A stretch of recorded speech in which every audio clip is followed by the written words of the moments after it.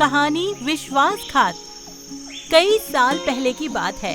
एक घने हरे भरे जंगल में टूनी चिड़िया अपने पति चिड़ा के साथ रहा करती थी, जहाँ चारों तरफ का वातावरण बेहद ही खूबसूरत और सुहावना था। ठंडी ठंडी हवा और कल कल बहता पानी, चारों तरफ जंगल में सुंदर सुंदर फूल खिले थे। रंग बिरंगी तितलियाँ जो उन रंग बिरंगे खूबसूरत फूलों पर बैठकर रस चूसा करती थीं। जंगल में टूनी और चिड़ा के अलावा भी कई अन्य जानवर और पशु पक्षी रहते थे। टूनी सरल स्वभाव की एक ईमानदार चिड़िया थी और उसका पति चिड़ा, वो भी अपनी पत्नी टूनी का खूब ख्याल रखता था। दोनों अपने घोंसले में खुशी खुशी जीवन बिता रहे थे। फिर एक दिन, आज मौसम अचानक इतना खराब कैसे हो गया? मुझे तो लगता है आज बहुत भयंकर तूफान आने वाला है। टूनी घबराते हुए अपने पति चिड़ा से बोली। हाँ, मुझे भी ऐसा लगता है कि आज बहुत भयंकर तूफान आने वाला है। मुझे तो बहुत डर लग रहा है, कहीं ये भयंकर तूफान हमारे घोंसले को तहस नहस न कर दे। हौसला रखो टूनी, ऐसा नहीं बोलते। भगवान से प्रार्थना करो कि ऐसा कुछ भी नहीं होगा। चिड़ा और टूनी भगवान से तूफान के थमने की प्रार्थना करने लगे, लेकिन शायद आज भगवान को कुछ और ही मंजूर था। टूनी और चिड़ा को जिस बात का डर था, ठीक वैसा ही हुआ। तूफान ने थमने के बजाय और भी भयानक रूप ले लिया और तूफान के इस विशाल रूप ने जंगल में रह रहे बाकी पशु पक्षियों की तरह टूनी और चिड़ा के घोंसले को भी तबाह कर दिया। जंगल में रह रहे सभी पक्षी घोंसले टूट जाने के कारण बेघर हो गए।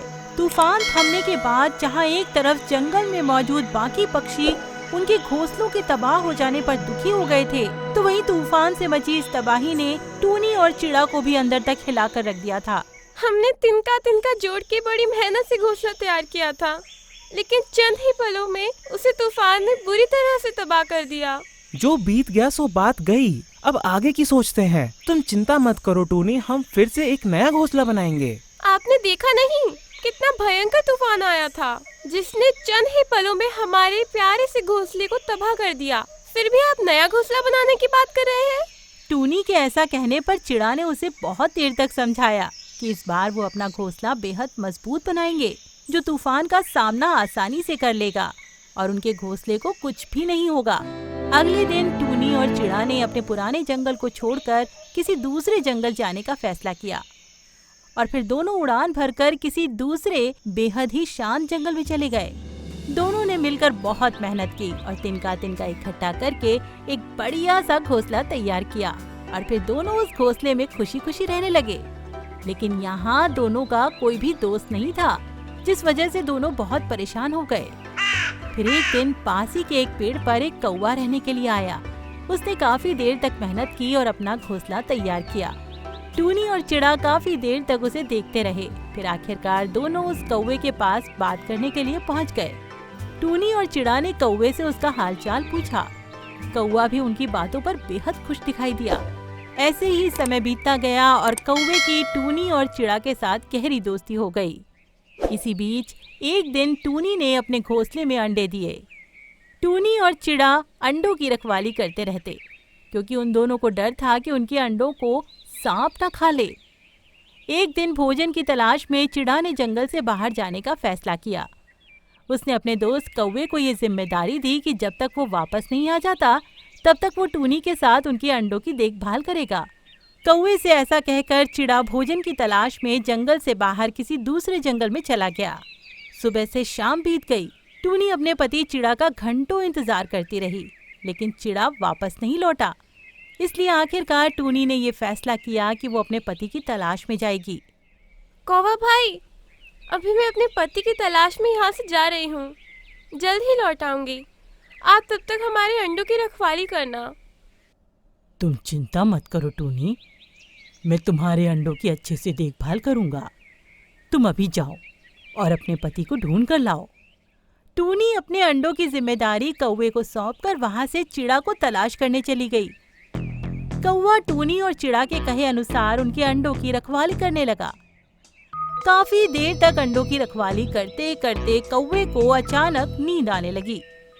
मुझे बहुत तेज नींद आ रही है। मैं कब तक इन अंडों की रखवाली करूंगा? वैसे भी इन अंडों से मेरा क्या लेना देना? इसमें पल रहे बच्चे मेरे थोड़े ही है, किसी और के हैं। कौवा लापरवाही दिखाते हुए बोला और पास ही के पेड़ पर बने अपने घोंसले के अंदर जाकर आराम से सो गया। फिर क्या था, इसी बीच एक काला सांप टूनी और चिड़ा के घोंसले के पास आ धमका। घोंसले पर रखे अंडों की रखवाली अभी तक चिड़ा और टूनी का दोस्त कौवा कर रहा था, लेकिन अब वहां उन अंडों की रखवाली करने वाला कोई भी नहीं था। उस खतरनाक काले सांप ने एक एक करके चिड़ा और टूनी के अंडों को अपना भोजन बना लिया। थोड़ी देर बाद जब टूनी और चिड़ा अपने घोंसले के पास वापस आए तो उन्होंने देखा कि उनके अंडे उनके घोंसले से गायब थे।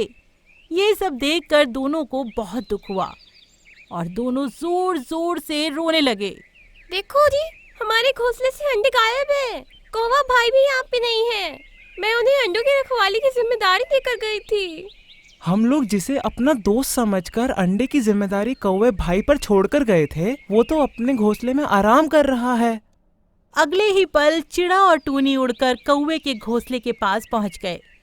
कौवे की नींद खुली, उसने देखा चिड़ा और टूनी उसके घोंसले के बाहर खड़े हैं। कौवा भाई, हम अपने अंडों की जिम्मेदारी आपको देकर गए थे, लेकिन आप तो यहाँ आराम कर रहे हैं। आपको मालूम भी है कि आज आपके कारण क्या हुआ? हमारे अंडे अब हमारे घोंसले में नहीं हैं। हो ना हो उस खतरनाक काले सांप ने खा लिए होंगे। मुझे माफ कर दो बहन, मुझे नींद आ गई थी, इसलिए मैं आपके घोंसले को छोड़कर अपने घोंसले में आराम करने पहुंच गया। सोचा कुछ देर आराम करने के बाद वापस आपके घोंसले में मौजूद अंडों की रक्षा कर दूंगा, लेकिन इतना कहते कहते कौवा रुक गया। उसका सिर शर्म से झुक गया। आज आपकी जरा सी लापरवाही से हमने अंडों के अंदर पल रहे हमारे बच्चों को खो दिया है। आपको इसकी सजा जरूर मिलेगी। भगवान आपको कभी भी माफ नहीं करेगा। एक ओर चिड़ा और टूनी ने अपने बच्चों को खो दिया, तो वहीं दूसरी तरफ कौवा अपनी गलती पर दोनों के सामने बहुत शर्मिंदा हुआ। इस कहानी से हमें ये सीख मिलती है कि हमें कभी भी अपने दोस्तों का साथ नहीं छोड़ना चाहिए, चाहे मुसीबत कितनी ही बड़ी क्यों ना हो।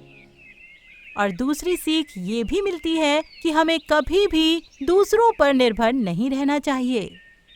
दोस्तों, ये कहानी आपको कैसी लगी हमें कमेंट बॉक्स में जरूर बताएं।